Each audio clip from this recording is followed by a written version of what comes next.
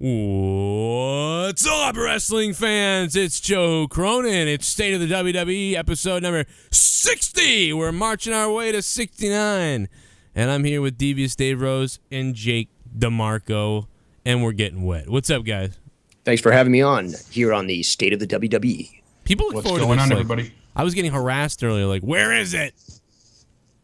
Where is State of the WWE? So now we're Tell 'em. Typical It's coming. Americans being so impatient. Right. We got to make it for you to have it. Well, we are going to get right into this. You guys have a lot of points. We kind of talked for a second before we started, and you guys have a lot of great points. I have less points, I think, to be honest, but I'd love to react to all of yours. But I want to start right off with talking about, before we get into Balor and all that other stuff, I want to go over the China thing to wrap up on the whole thing with China. Does anybody here believe that this Finn Balor losing that title was a distraction for China? That's a very good theory. I never thought of it that way. Especially if, let's say, Finn does not show up on Raw this Monday, because why else did he lose that title to Samoa Joe if he's not? He's got to be coming up soon. I mean, that is obviously, this is the way it's gone. You lose the belt, you get a rematch, you lose the rematch, you're in WWE on the main roster. That's how the pattern is gone. So that could be how it goes. He could have dropped the "See You Monday" thing to throw the idea into people's heads, then taken it back by saying I'm not doing it. But I still think that it is interesting timing. You know, the whole China thing happens. The publicity is just not good. Everything is bad, and all of a sudden, title change at a house show for Finn Balor. That's the key right there. A non-televised house show is where he loses the title. If they were going to have him lose the title, they should have done it at NXT TakeOver Dallas. Let me correct that. If they were going to have him lose the title and move to Raw, they would have done it on a televised match. But because it happened on a non-televised house show, I kind of think that that's indicative that not only is he trolling fans when he said what he did about seeing people on Monday, but that there's still some time for him to remain within NXT before moving up to the WWE main roster. Yeah, there is. It could just be a big troll job, but this is a kind of a conspiracy idea that it has something to do with what happened with China. But well, I think it's inevitable that he is going to be moved up to the main roster soon. When? I wouldn't say tomorrow, but probably within the next month at the most, I would think. I really still think he's going to help AJ Styles somehow, but that's really all I got to add to that. I think that's a good possibility, but at this current point in time, I honestly believe you are onto something, Joe, because when you said this the other day, I was like, no, they wouldn't do that. But then the wheels kind of got turning, and the more I thought about it, it kind of came to mind, and I kind of agree with you. I mean, it's a really slimy thing to do if that was their reasoning, but to get the attention away from China and get a little bit more of a positive light on themselves, I could definitely see them doing that. I mean, they've done worse, so... If not, it's just complete coincidence. And this was, I mean, that's the only thing that, this whole storyline was going on anyway, so it's probably just where they were going anyhow, and it just looks weird. But if he shows up Monday, that's almost like spoiling stuff a little too soon before, the pay-per-view. It's kind of weird that he would show up, but maybe that will happen. But and Finn Balor is well known for doing this in the past, trying to troll audience fans and tell them one thing when it's not the case. So I think he's doing a good job in that sense, because clearly he's not going to be moving up tomorrow to the Raw main roster. So absolutely not. He's not coming up tomorrow, right? That's how I'm calling it. All right, Jake, what do you think? I'd love for him to come out tomorrow because I will be in attendance. I mean, it'd be a little fantastic moment to witness in person, but I don't believe he's going to show up at Raw tomorrow night in Hartford. He had said live after losing the title in Lowell, Mass, I'll see everyone Monday. And then a few nights later in New York, after losing a triple threat match to Samoa Joe with Austin Aries being in the match, he followed up after the match, got on the mic, cut a promo that said he's staying in NXT. So like Dave said, he's a massive troll, but I don't see WWE moving him to the main roster just yet. It'll either be at Payback or the Raw following Payback. Look what happened with Gallows and Anderson. They've been around for at least the last month, but they've been told, okay, you're not going out just yet. Wait, because we're building up to it. So they could easily have Finn Balor sort of around, but not fully debuted yet in the main roster. Yeah, I think it does make more sense for Finn Balor. What's inside me tells me, well, not that, but Finn Balor should be showing up at the pay-per-view or the night after. You're right. Absolutely don't think you would have him debut before that, but I think it is very possible that you could see him show up tomorrow night, despite what he said, because he could still be in NXT because he's got a rematch coming. He's still going to wrestle there for a little while. Everyone else who's left NXT has still teetered with NXT for 2 months before committing fully to the roster, or at least a month. Now, I want to comment quickly just about how people from NXT have moved up to the main roster. We have seen them continue to work in NXT while making brief appearances in the main roster, at least on Raw or on SmackDown. And for the last 6 months, I believe, we've seen a very concerted and concentrated attempt to roll these individuals out, not very quickly, but more as a build-up, something that's, I guess, extended and isn't immediately thrown onto the audience. We've seen that with Neville. We've seen that with Enzo and Cass. We've seen that with many others. So I suspect that Triple H's influence is quite a lot in this regard because he realizes it makes no sense to push all this great talent out at once, and they need to build that interest and knowledge of these individuals prior to bringing them into the main roster, unlike what we've seen in the past when Vince was really pushing a lot and just letting individuals premiere, like Bray Wyatt, for example, with very little fanfare, I would say. Or actually, a better example would be Prince Pretty himself, where you saw no build-up, but he was just instantly thrown into the main roster, and it really did a very bad thing for his character. To me, if I was going to introduce Balor, like, forget what's going on now, but if I was just going to bring up Balor, I would do something where it's like, oh, he's coming, like, or like AJ Styles or, and Gallows or whoever the hell is together. I would do something where, like, there's something going on that's kind of unevening the odds, the balance of power, so to speak, like between maybe like AJ Styles and, maybe Gallows and Anderson are with Roman, you know what I mean? Maybe they're with them. Or whatever, and AJ Styles just starts telling people like he's coming, like, or he's coming, and nobody's like, who's coming, like, what is he talking about? And then the build up, would be that it's Balor, you know what I mean, and he could show up like at a pay-per-view when maybe AJ Styles is being outnumbered by somebody or something. Exactly. I had a similar thought as well. Have Gallows and Anderson kind of indirectly reference the demon, but without saying Finn Balor is coming. Drop little hints here and there to really give that slow burn effect and have it build to a climax. Yeah, I think that would be really cool. Absolutely. I think they need to continue to do that more often. We haven't seen enough of that yet. Yeah, I don't think we have either. It's been like it's still shock. It's still like cool because we're like waiting for it, then it happens. But if you did want to nitpick WWE a little bit, you could definitely say that they could have maybe done even a better job, or you could have done this or that. But we're all just not saying Dave is, but many of us are just happy that they're there. So we kind of forget like, oh, they could have done it this way. But instead, we're just like, oh, they're there finally. Like, okay, like whatever. And Dave does make a great point in also saying, both of you do actually, that when they just kind of throw someone onto the main roster, they fizzle out very quickly. Not just with Tyler Breeze, but look at the Ascension as well. I know I can think of a few others. Another great example. Yep. I mean, they came up with, no real emphasis. They just were kind of... Well, they came up as the longest standing NXT Tag Team Champions and then fizzled into a fart. But they didn't really announce that they were the longest reigning NXT champions to an extent that we've seen other stars receive. They didn't like it, that pomp and circumstance was of course not, definitely because lacking. those fucking idiots on commentary would rather talk about what fucking nail polish they prefer as a drinking Mountain Dew in the goddamn fucking ring. Yeah, the announcing is really the worst thing. Like all the stuff they've fixed. They have fixed so much, but the one thing they haven't fixed is that announcer's team.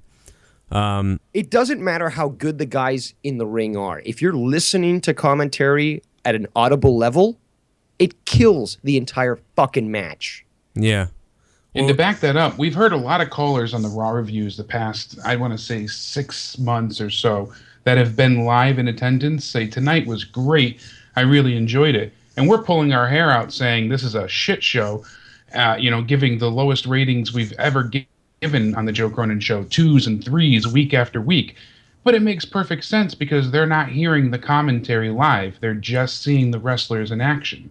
yeah. And that really puts, an exclamation point on the whole package It's of like how the crowd. the announce team is that bad. It's like the crowd. The crowd can add or take away 2 points from a Raw review score rating.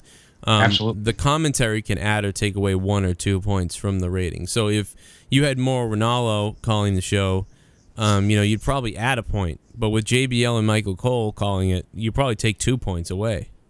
So, and then if you get a dead crowd, well, then you get another point or 2 taken off, and now you're down to a 7 or a 6. And then if the Raw was terrible, you're talking about 4 or 3, and that's why we get the ratings, I think.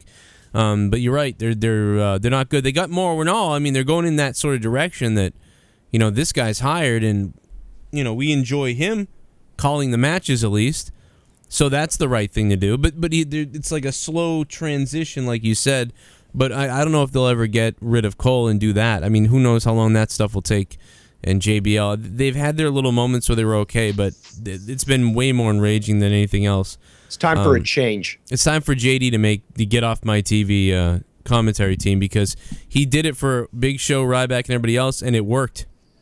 Like, he made those T-shirts, and it worked. It's so funny. And that is true. It really is ridiculous. Like, what the hell? But there you go. Yeah, it definitely needs a commentary edition. I still am stuck with this idea of what to do with everyone. Like, I don't think the Shield coming back is a good idea, because I feel like that makes them face, and I feel like AJ and Balor and all them would be face too, so I feel that wouldn't work. I think it'd be better for Roman to be the Roman Empire, like you guys, like we talked about. And whether that's Roman and the Usos, I don't know. Maybe it's Roman Reigns, because right now it can be Roman Reigns and the Usos versus AJ and Gallows and Anderson, right? So it's like there's the 3-on-3 right there.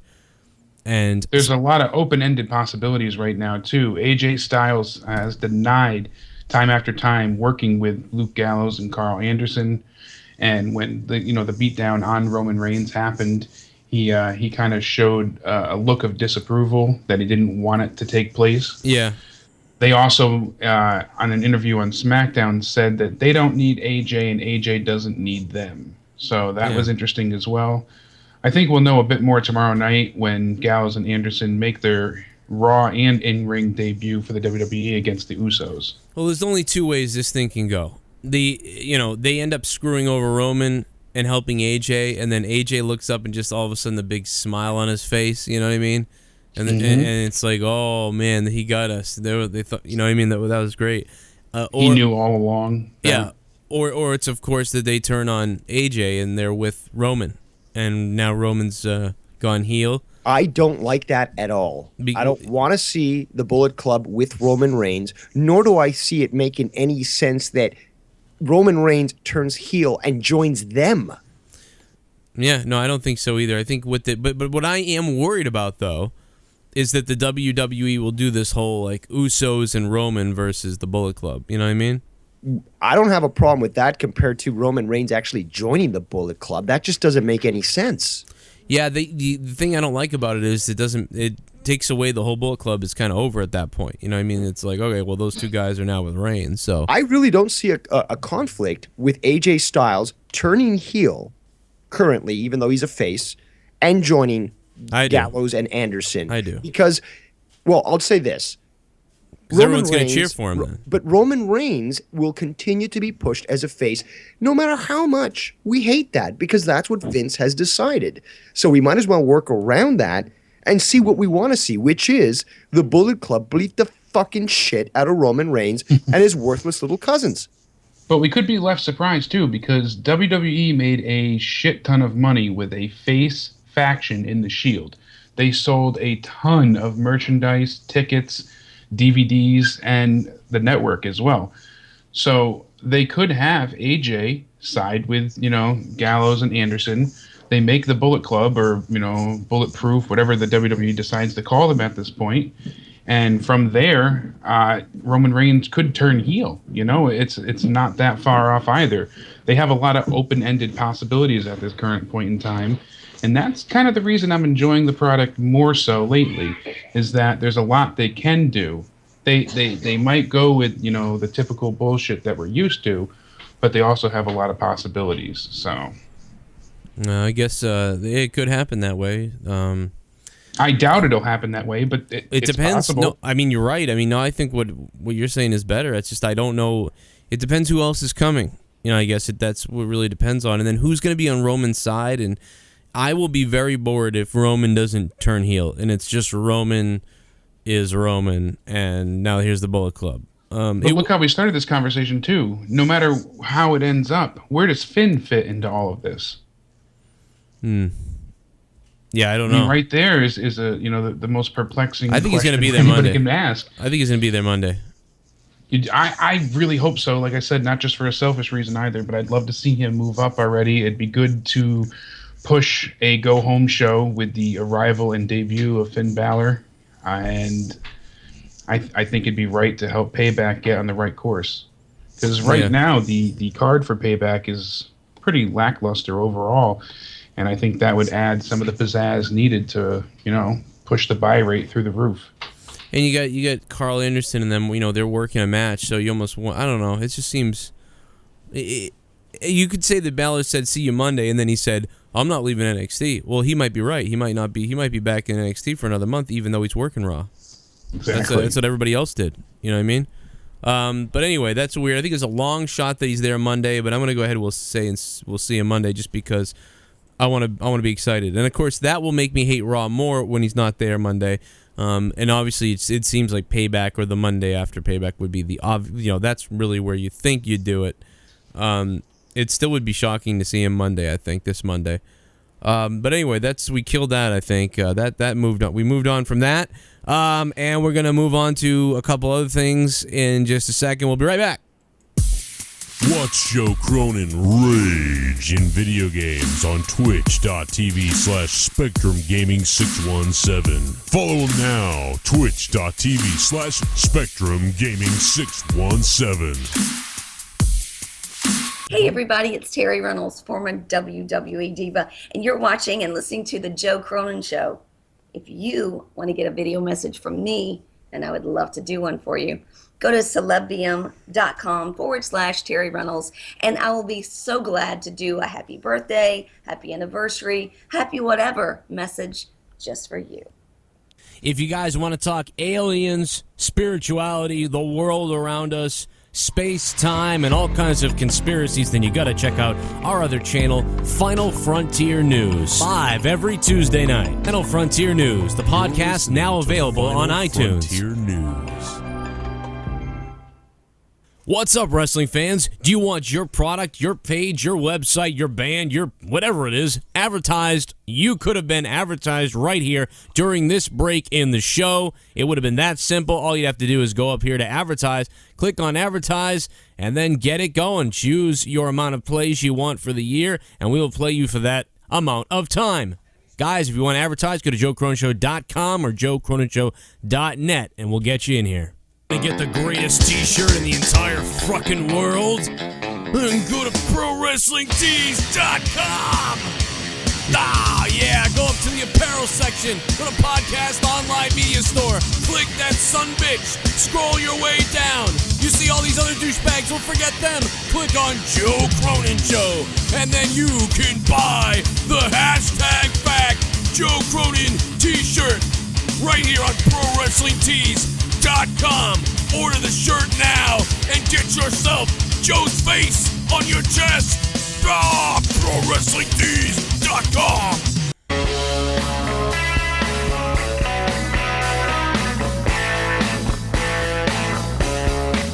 Want to support the Joe Cronin Show?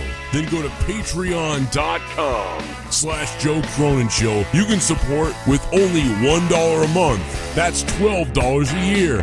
And Joe Cronin appreciates the fuck out of you for it. Become an insider and get special perks for doing it. Support the Joe Cronin Show on patreon.com.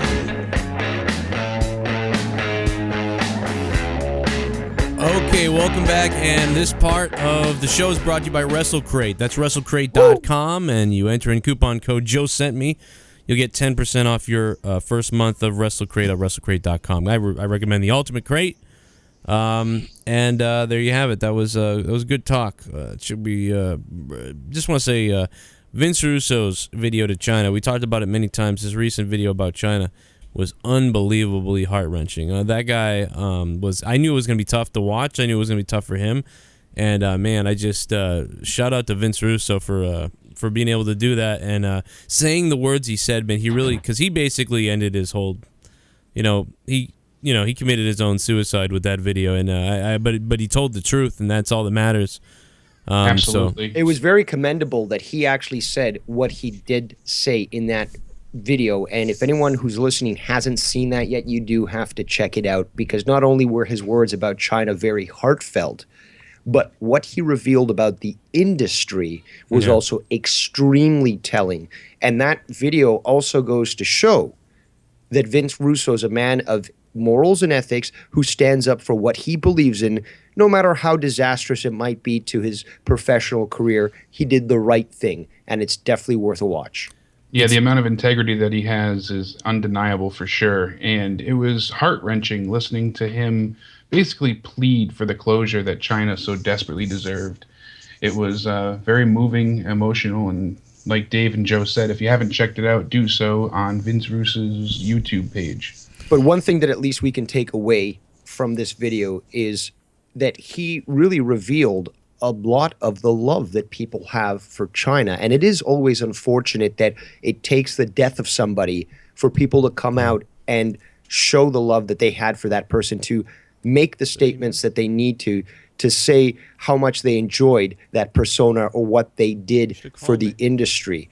And since Johnny Lawler's passing, there's been an inundation of love shown to China. And it is really inspiring to know that there were so many people that really loved and appreciate her. And at least we can take solace in knowing that with all the struggles that she faced in her life, at least now she's found some peace. Yeah, no doubt. I'm still mad about it too. I think he is. It's one of those things you can't do anything about it now. But it's just BS that she didn't get what something out of that. They didn't acknowledge her at some point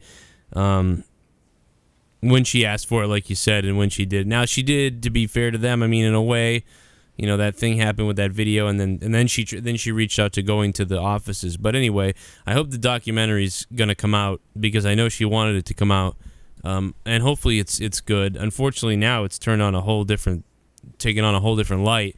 It would have been an interesting documentary before. I was really pumped to see it and see her doing it and see what comes of it. And now we're watching it. It's a whole different thing, because it's gonna result in the fucking Selena ending, which is not what I wanted. But anyway, let's what else? Jake, what else? Do you have you got some things you want to talk about? What do you have there? What's important to you right now? Yeah, WWE posted the following tease for Raw tomorrow night, saying that Shane McMahon continued his hot streak across the pond in London, England, in his third consecutive Raw, thanks to the unbelievable support of the universe. However, Monday night's hottest show now ventures to Hartford, Connecticut, mere minutes from the authorities' offices and WWE headquarters. We haven't seen Triple H and Stephanie on Raw since WrestleMania, nor have we gotten their thoughts on Shane O'Mac's job performance. Will the authority arrive to put an end to Shane's new era, or will they actually deem him best for business at the helm of Raw? So, I mean, they're teasing, will the authorities show up tomorrow night? And if they do show up, will they be reviewing Shane's performance thus far? Now, I've been bitching on your show for weeks about the result of the WrestleMania match and then the outcome that we received afterwards. If Shane was going to take over, then he should have just beaten The Undertaker at WrestleMania. We're currently, in a state of flux anyways. Is The Undertaker Dave was right. done? Dave was right. I'll give you that much.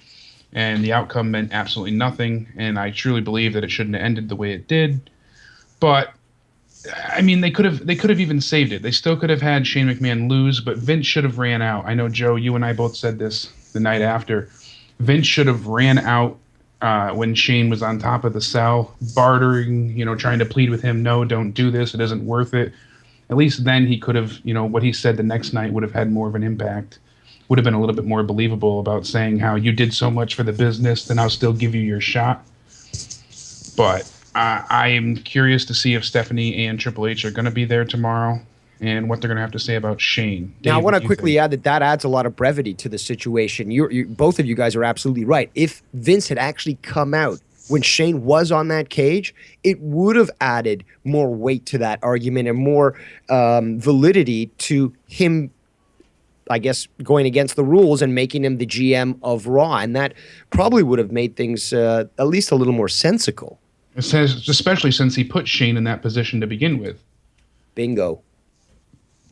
It's I think the Shane stuff is WWE's now playing up the Shane stuff no matter where it goes. Like no matter what happens, like the universe is on fire for Shane, and it's like they're just making that up.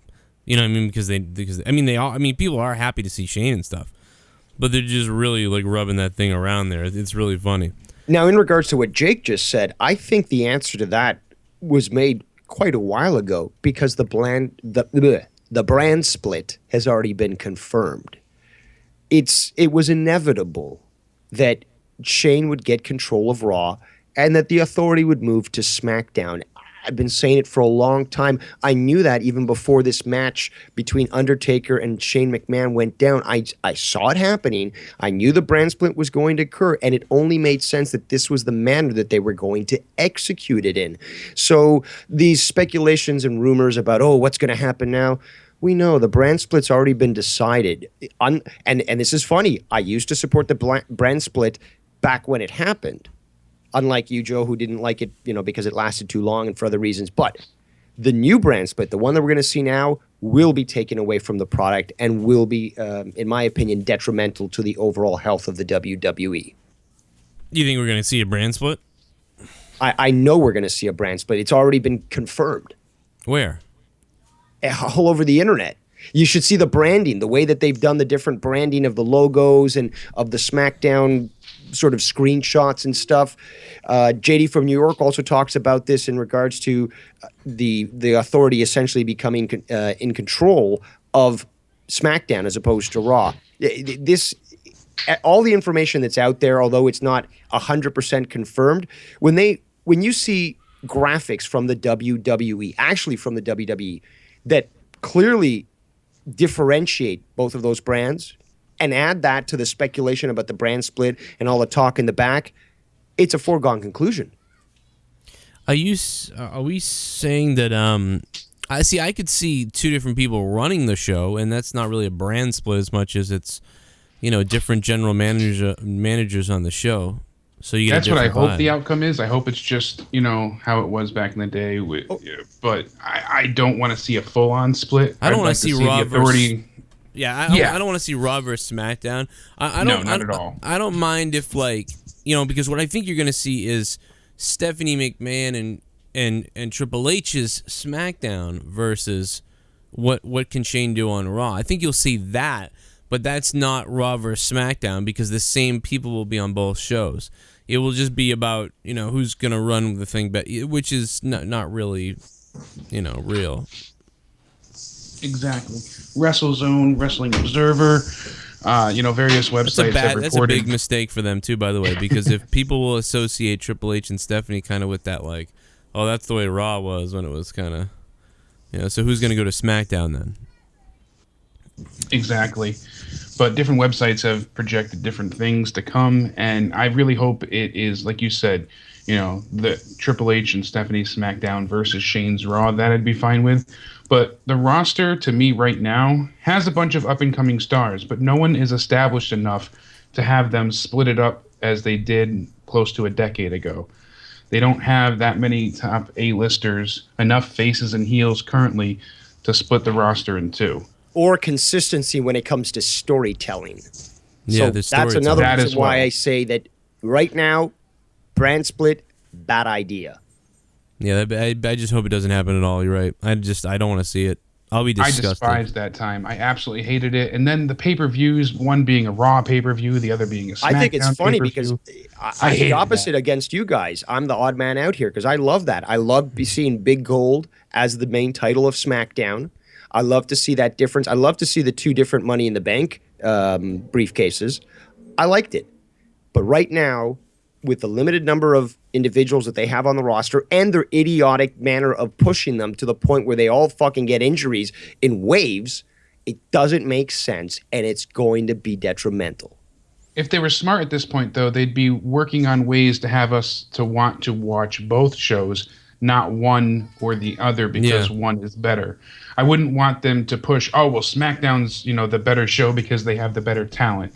So we should be watching SmackDown, and we can miss Raw, only catch one every couple of weeks. They should want us watching both shows. Well, that speaks to the lack of unpredictability that currently exists in the WWE, as opposed to in previous years where you didn't even know what was going to go on a particular show, even if it was pre-recorded. See, now this is something I wanted to call in with on Wednesday out of nowhere. I didn't get to call in and say it, but that's something I wanted to bring up to Joe and JD, that I miss how back in the Attitude Era, this is one of the things that I loved about that time, was that the title could change hands at any given moment. And, title defenses were a common thing. Once every couple of weeks on a Raw, there was a title defense and a title change even. And it wasn't all the time, but it was a necessary evil, yes. Did it take away from the title? Sometimes, but it was exciting. And like you said, that unpredictability factor was through the roof, and that's what I miss. I miss there being, the true anything can happen nature of the programming. As we're nowadays, it feels like we know what's going to happen coming into every single show. I agree. I don't want to see it. If it happens, they're going to screw themselves. And I think all these rumors are BS by these websites, by the way. I think it's crap. There's no way you can afford a brand split right now. No, I think a lot of it's clickbaity in the sense that they're just trying to, capitalize on Shane McMahon taking over. But we could also be looking at it with, not rose-tinted glasses, but something of the such, because we have such disdain for the brand split that was years ago. We could just try to deny it, essentially, because we don't want to see it happen. Well, I am looking at things through a rose-tinted glasses, and I was kind of right on the whole Shane McMahon thing. So all I can say is we got to wait to see what happens.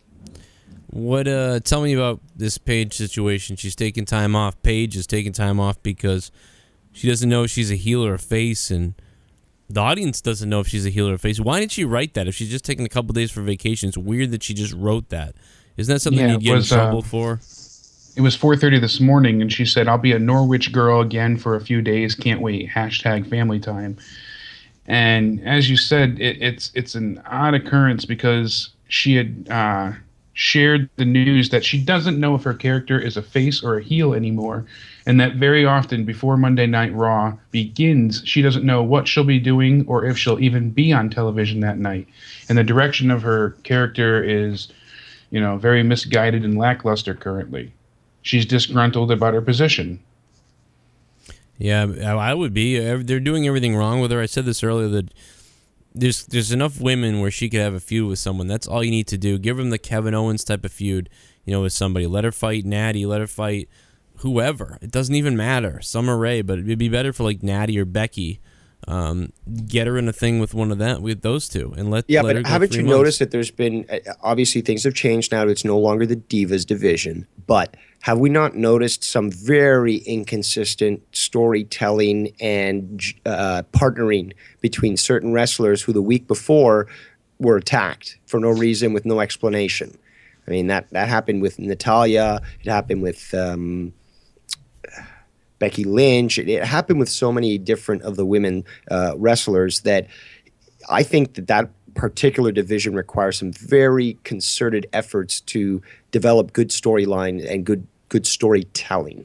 Well, also, Dave, don't forget, to us, the regular, even the average fan, but the more faithful fans, to us it looked like it happened for no reason. But to the people that watch Total Divas, it made perfect sense because they're incorporating storylines with that show and episodes of Raw and SmackDown. And that is a problem because they should not be doing that. But clearly, because they're attempting to, I guess, horizontally integrate WWE into all different brands, like the Total Divas shit show, I can understand where they're coming from, but it doesn't make sense because the WWE is not a brand like, say, Apple. You can't expect it to cross the entire spectrum. There's going to be fans that like the wrestling but have no interest in watching some fake reality TV show about women that are, doing certain things that are totally unlike them in real life. I mean, we know that show's fucking scripted. It's probably more scripted than fucking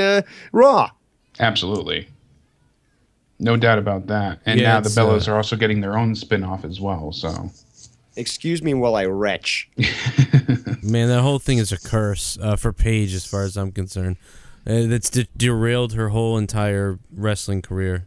Yep. In a way that I didn't think it would. I was like, she's actually good on the show. I like her on it, and she's fun and everything. And then her wrestling, it took a back seat to her wrestling, and ruined the whole thing. Paige started off as the ultimate anti-diva. She didn't want to wear a dress or anything too sexy or revealing. She wasn't going to go tanning or wear too much makeup in the sense of how they wanted her to do it.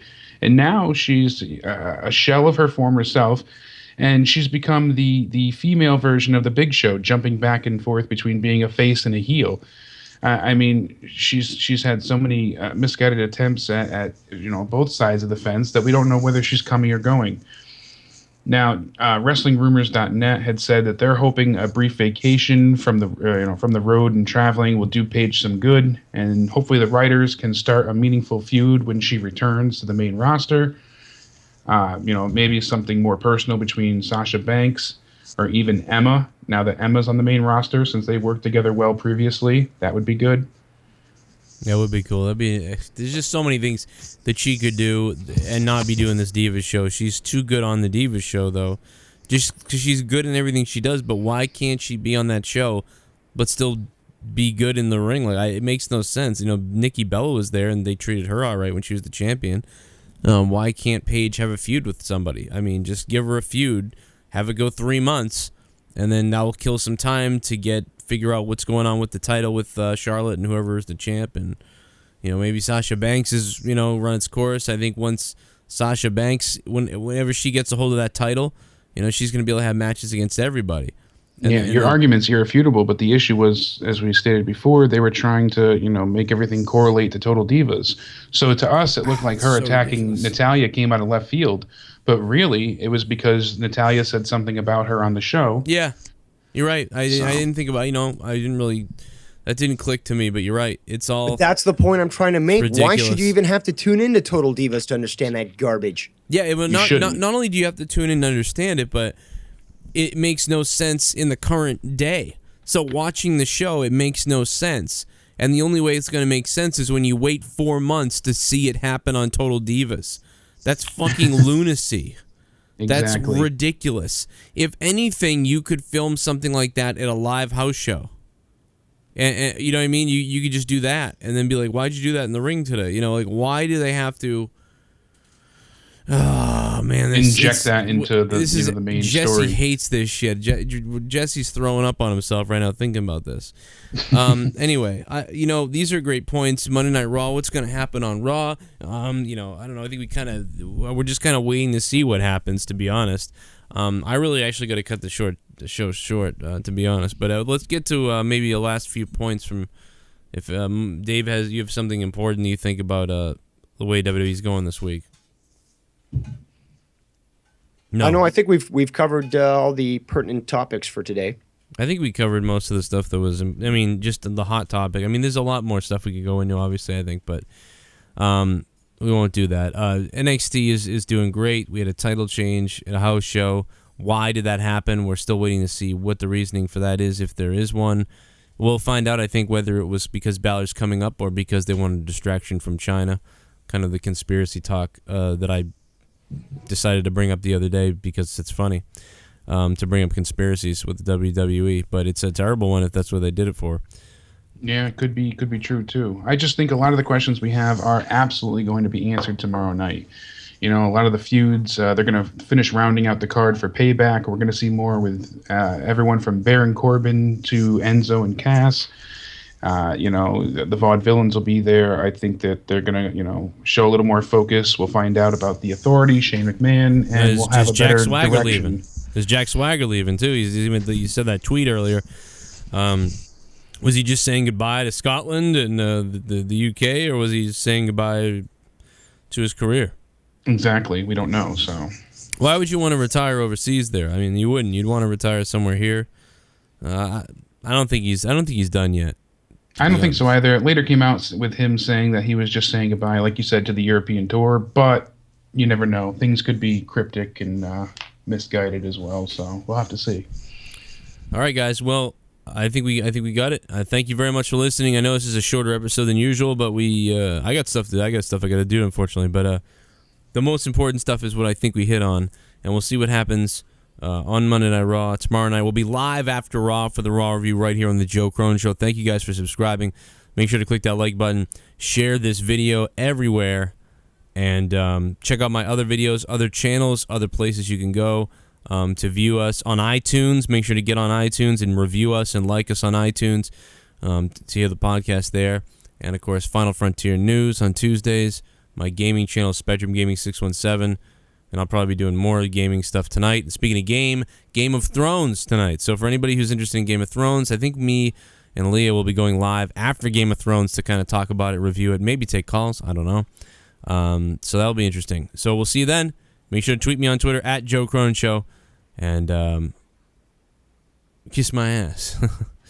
I never know how to end these things. I don't know. Bye.